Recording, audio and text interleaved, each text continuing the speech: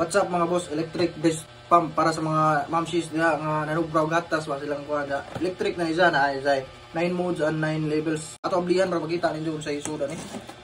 Kung palit na naman palit ani ana sa ilubas kita ibutang ha. Ano yung kulot?